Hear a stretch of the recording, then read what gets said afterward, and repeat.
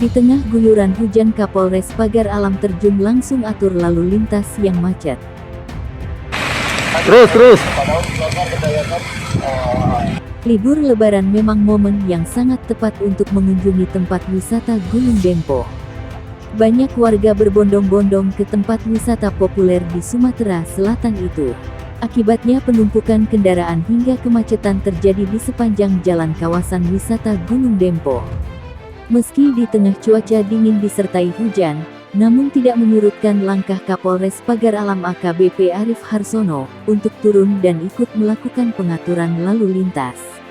Nampak dalam video Kapolres menggunakan pakaian dinas lengkap berserta topi dan membawa HT.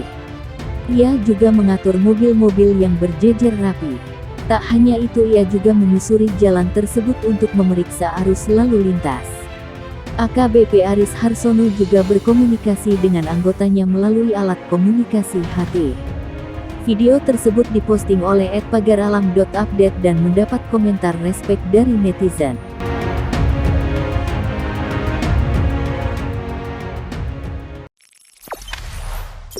Jangan lupa subscribe, share, komen, dan like ya!